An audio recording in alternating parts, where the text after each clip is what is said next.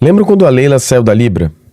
A presidente do Palmeiras não gostou do acordo feito entre os times da Libra e o Flamengo e saiu. Nota oficial e etc. Agora, esse assunto voltou à pauta. Na briga entre Flamengo e Libra contra a Globo pelo acerto do contrato de televisão de quase R$500 milhão. Na verdade, o contrato é de R$6 bilhões, a diferença que está sendo negociada é de quase R$500 milhão. A saída do Palmeiras da Libra foi comemorada nos bastidores do Flamengo. E o motivo não é rivalidade esportiva, é grana. Sem o Palmeiras na mesa, o Flamengo assumiu o protagonismo absoluto nas negociações e agora lidera uma ofensiva jurídica e comercial com a Globo, que pode redefinir o mercado de direitos de transmissão no Brasil. O valor da disputa? R$100 milhões por ano. Bom, dizem por aí que a Libra quer mais dinheiro porque o Remo subiu para a Série A. Essa é verdade, né? Mas essa discussão é muito... Usar esse argumento para essa discussão é muito simplório. A discussão é muito mais profunda do que isso. Refere-se à parte jurídica e, sobretudo, o que vai acontecer com esse contrato bilionário, não agora, mas em 2030. Essa relação entre a Globo e os clubes, tá? Não mais a Libra ou a Liga Forte, né? Ou a Futebol Forte, mas entre os clubes e a Globo. Essa disputa, essa discussão, essa renegociação de contrato é simplesmente um preâmbulo para a grande briga que vai acontecer em 2029. É claro que tem um impacto financeiro agora, mas o impacto real é lá mesmo em 2029. Bom, olha só. Bom, o que vai acontecer com esse contrato bilionário lá em 2030? Tá? A gente vai descobrir no futuro. A discussão real não é o Remo, tá?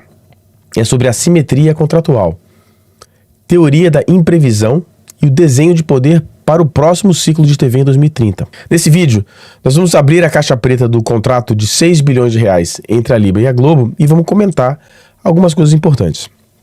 Vamos explicar por que a emissora está levando 19 jogos de graça e qual é a base jurídica que a Libra e o Flamengo vão usar para forçar uma renegociação e pôr uma nova etapa nessa disputa. E aí tem o Palmeiras, né, que está fora da Libra, né? E por que o Palmeiras deixou uma bomba relógio armada, que pode implodir a qualquer acordo feito no futuro? Enfim, tem várias nuances esse problema. Bom, para você entender o tamanho do problema, precisamos olhar para a estrutura de contrato assinado entre a Libra e a Globo, válido entre 2025 e 2029, tá? Bom, esse contrato, ele prevê o pagamento de aproximadamente R$6 bilhões, é o total, né, dividido aí nesses 5 anos, tá? Pelos direitos de transmissão dos clubes filiados à Libra que estão na Série A. A distribuição desse dinheiro segue uma regra clara que vocês já sabem: 40% divididos de maneira igualitária, 30% de acordo com a performance esportiva e 30% por audiência. Até aí, tudo normal. Ou quase, né? Como sabem, houve vários problemas com a parte da audiência, né? Foi aquela briga, aquele dinheiro travado, enfim. Falamos muito aqui sobre o canal, quando o Flamengo levou a questão para a justiça e o dinheiro foi bloqueado. O problema está em uma cláusula específica sobre o número de clubes participantes. O contrato estabelece que se a Libra tiver menos de 9 clubes na Série A, a Globo tem o direito de aplicar um desconto de 11% no valor total pago. É uma cláusula de proteção para a emissora. Se o produto perde relevância, o preço cai. Faz sentido comercialmente. A assimetria, no entanto, está na via de mão dupla. O contrato não prevê nenhum acréscimo de valor caso o número de clubes da Libra na Série A aumente. E foi exatamente isso que aconteceu. Com o acesso do Remo e a não queda do Vitória... Mais uma vez, desculpem. E a não queda do Vitória, a Libra passou a ter 10 representantes na elite do futebol brasileiro. Na prática, a Globo ganhou o direito de transmitir 19 jogos a mais por temporada, envolvendo o Remo como mandante, sem que ela precisasse desembolsar um único centavo adicional. O bolo financeiro continuou exatamente o mesmo, mas agora precisa ser dividido por 10 clubes em vez de 9. Para o Flamengo, o impacto é direto. O clube rubro-negro, que recentemente costurou um acordo interno na Libra, aquele, né, para garantir repasses maiores na fatia de audiência, aquele que deu a confusão danada, como eu falei lá no começo do vídeo, vê sua projeção de receita ser diluída. Estima-se que a perda global para os clubes da Liga, é claro, fazendo uma conta simplificada, são 10 clubes, 100 milhões, 10 milhões para cada um, né? Mas a conta é diferente, porque os clubes recebem de maneiras proporcionais. Aqui que o negócio deixa de ser uma conversa de bastidores e vira uma disputa jurídica. A Libra, agora sob forte influência do Flamengo, e com o Luiz Eduardo Batista, o BAP, à frente das negociações, não vai aceitar essa diluição de forma passiva. O argumento central que será levado à Globo não é um mero pedido de reajuste, é uma tese jurídica baseada no reequilíbrio econômico-financeiro dos contratos. No direito civil brasileiro, existe essa previsão, né? Contratos de longo prazo, como esse de 5 anos, estão sujeitos à chamada teoria da imprevisão, prevista no artigo 478 do Código Civil. Essa teoria permite que a revisão de um contrato, quando acontecimentos extraordinários e imprevisíveis tornam a prestação excessivamente onerosa para uma das partes, como extrema vantagem para uma parte ou outra, como está acontecendo. É claro que o acesso de um clube à Série A não é um evento imprevisível no futebol. A tese da Libra, portanto, deve se apoiar em um outro conceito, o conceito de contratos incompletos. Na teoria econômica do direito, contratos complexos de longa duração nunca conseguem prever todas as contingências futuras. Quando há uma lacuna, nesse caso a ausência de previsão de aumento de valor para a entrada de novos clubes, em contraste com a previsão expressa de desconto para a saída, ou seja, está lá expresso, saiu, tem desconto, entrou, não tem adição, a parte prejudicada pode buscar a revisão que restaurará a equivalência justa entre o que se entrega e o que se recebe. O fato é, a Globo está recebendo mais produtos, mais jogos, pelo mesmo preço, gerando um enriquecimento sem causa justificada pela lógica original do acordo. A Libra vai usar essa simetria para forçar a emissora a abrir o cofre. Além disso, há um elemento comparativo. Aparentemente, o bloco rival, o Futebol Forte, o Liga Forte, como era chamado, possui contratos com cláusulas simétricas. Se o número de clubes diminui, o valor cai. Se aumenta, o valor sobe.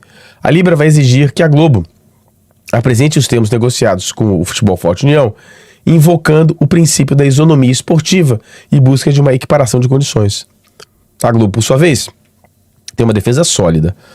A emissora argumenta que o contrato foi assinado por partes capazes, com ampla assessoria jurídica, que é tudo verdade, e que a ausência de cláusulas de aumento foi um risco assumido pelos clubes no momento da assinatura.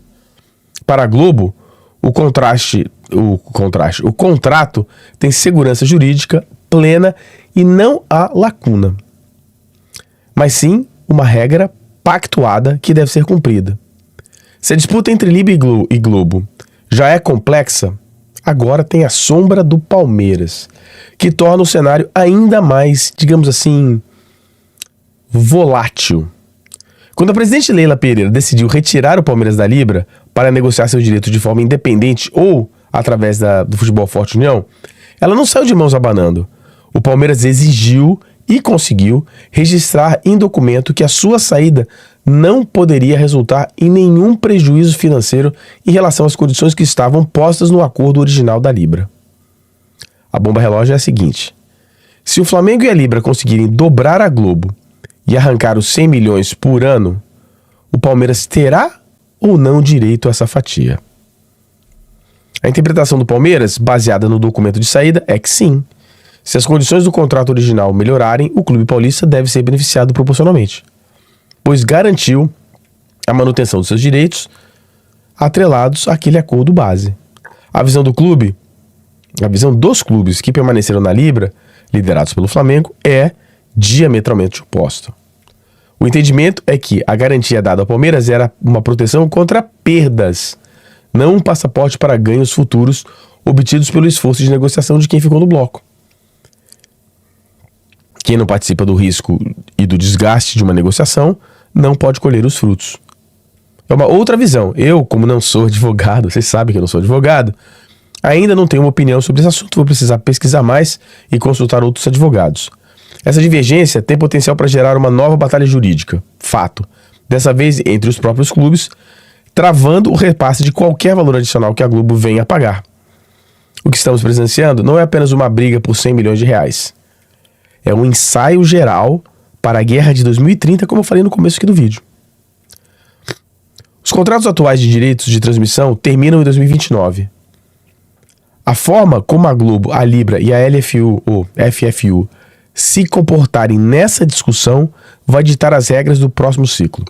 A Globo sabe que não pode esticar a corda a ponto de romper as relações com o Flamengo. Não pode. Além de, é claro, dos clubes, com os restos dos clubes da Libra. Pois a Globo vai precisar deles para manter a hegemonia do Brasileirão na próxima década. Por outro lado, tem o lado do Flamengo. O Flamengo usa essa renegociação para testar a sua força como líder do bloco, para testar o seu peso na mesa e demonstrar que o modelo da Libra, sem a venda de percentuais para investidores, por exemplo, como fez a Liga Forte União, ou agora Futebol Forte União, exige uma gestão comercial agressiva e implacável. A empresa está focando no remo, na picuinha entre Leila e BAP, tá?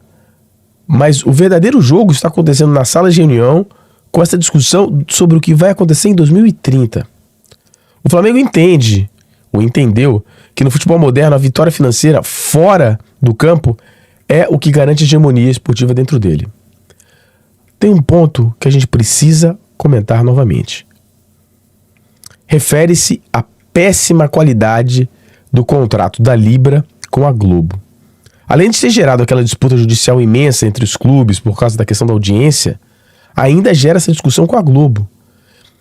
Todos os envolvidos nessa negociação, todos os diretores e presidentes de clubes, os advogados responsáveis, os escritórios de advocacia responsáveis representando a Libra, deveriam se envergonhar do que fizeram e responder dentro dos seus clubes por que fizeram um contrato tão ruim, péssimo, amador.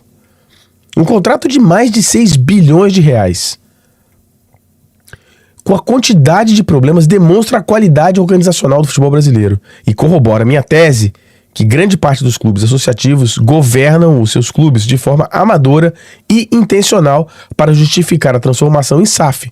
Esse contrato, que regula a maior fonte de receita para vários clubes do Brasil, é uma vergonha. Para o Flamengo, apesar de a televisão não ser a maior fonte de receita, ainda é uma vergonha. E você? O que você acha dessa disputa? A Globo tem a obrigação de pagar um pouco mais pelos jogos? Os times da Libra paparam mosca? Assinaram mal o contrato, agora tem que arcar com as consequências? Deixe sua opinião aqui nos comentários.